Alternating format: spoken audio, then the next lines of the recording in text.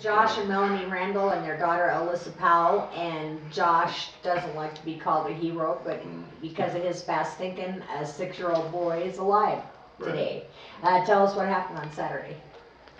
We ended up just deciding Saturday morning that we wanted to take the kids swimming over at the Holiday Inn Express, and ended up getting at the hotel and got ready to go swimming. About 15 minutes into the swimming, I noticed there was kind of a commotion going on over on the other side of the pool, and there was a group of people in a circle, and I heard he's not breathing, so I ran over there, and as soon as I got there, I noticed the boy's condition, and immediately, he was blue and not breathing, and immediately I started doing compressions and told the girl to start giving him mouth-to-mouth, hold his nose and give him mouth-to-mouth. The girl that was holding him didn't go in the water and get him out.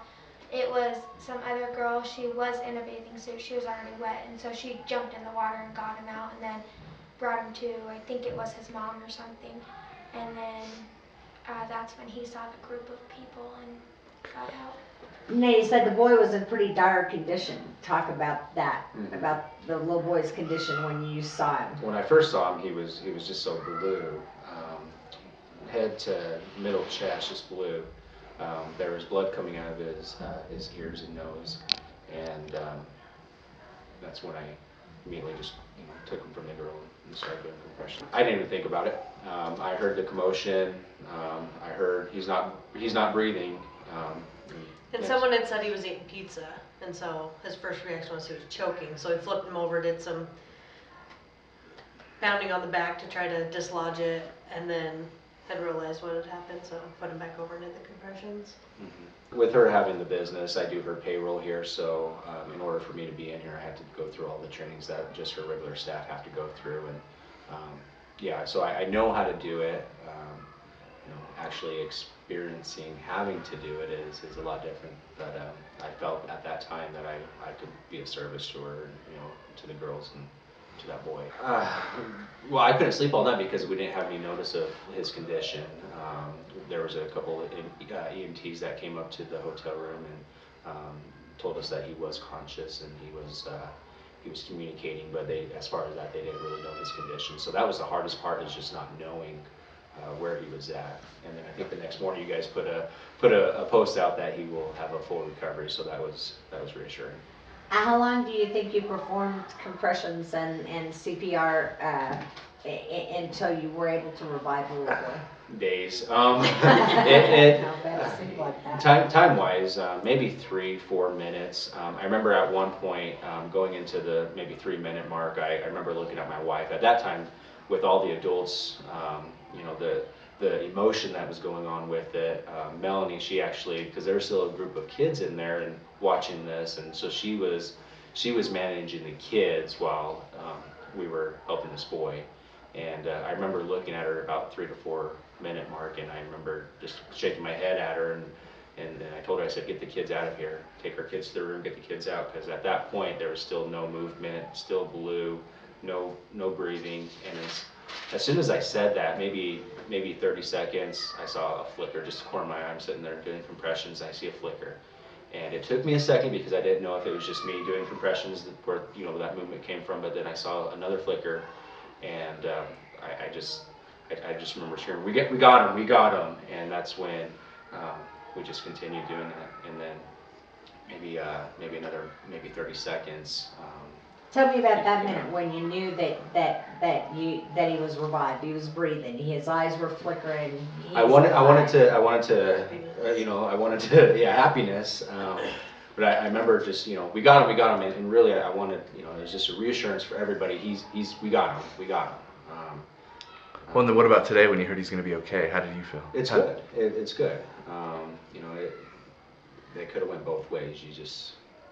Well, they actually changed the way that they recommend somebody doing CPR, and nowadays they don't it's not required to do mouth to mouth. And one of the reasons why they changed that is because they're hoping that more strangers, when they're in the situation, will feel more comfortable performing the compressions until help arrives. There are situations where You have to, I think, my personal opinion, you have to use your best judgment. You know, if it's a younger person, definitely if they're not breathing, assisting in that mouth-to-mouth. But And you did both compressions and mouth-to-mouth, or no, just no, compressions? no. The I lady did that was the part of their compressions. group, he I told her start doing mouth to mouth, and Awesome. you know he had to direct her through it, plug his nose, and. And you're not sure what her relationship with the little boy was? Not at that time. I didn't even know there was a birthday party going on. You know, it's a hotel. There's a lot of people, and I didn't really realize that everybody was a group over there. We were just We thought there there was with- just a bunch of families there. yeah. Yeah. And you know, she was the one holding him, and so I just And we assumed that initially there thought it was her son, but Yeah, there was some type of relationship there. So Now you said that after he started breathing, his eyes start flickering, he's aware, you know you have him, he's revived and he's breathing. After he was transported, you said the father shook your hand, and what did the father say to you when? we stepped back once the EMT and fire department came. We just kind of stood back and watched, and I remember a few minutes after that, there was a gentleman that came in, and one of the guys at that group, he pointed towards me and said, he's the one that saved your son's life, and he came over and shook my hand and said thank you. But I think at that point he was more, we gotta get our son to the doctors, you know, to the hospital. So. Now you said last night when we talked, it seemed like you were almost embarrassed to be called a hero. But you said for this, for you was more, you wanted to raise awareness about safety and about, elaborate a little bit on that. What You do you know, want to say to? when everyone's saying, you know, you're a hero or, you know, courageous or whatnot, I really just saw a situation where I thought I could be of help.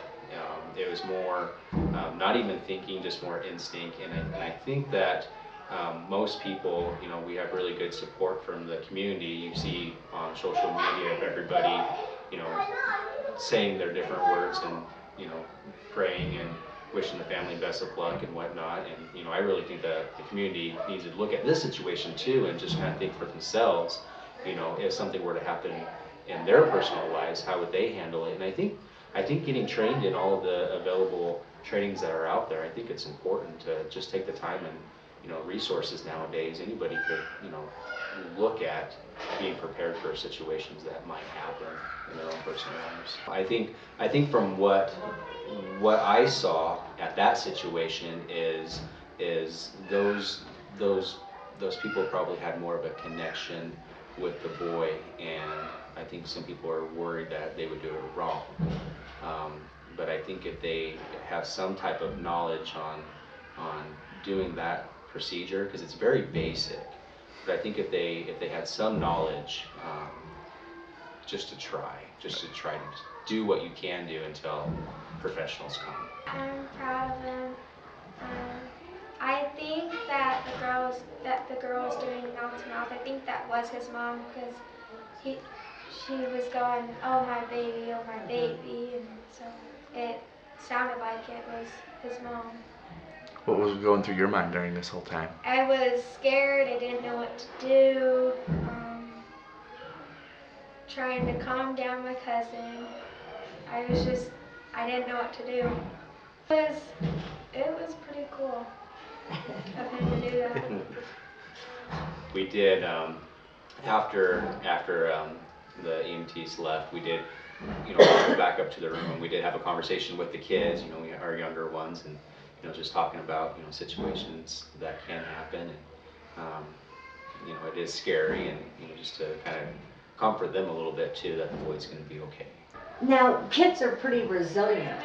You know, from the time that they got the little boy out of the water until the time, was it a matter of minutes before you started compressions? No, Seconds? no. As soon as I saw the commotion, that was. So a matter of seconds. Oh yeah, I as soon as I looked, because I looked over, and it took me a second, maybe 30 seconds, to really comprehend what was happening, and I don't remember getting out of the pool. I don't remember walking over there, running over there. I don't remember any of that. I just remember I was on my knees doing compressions, and I told the girl, you know, plug his nose, tip his head back. You know, I was going through that while I was doing compressions, but I don't remember any of that other.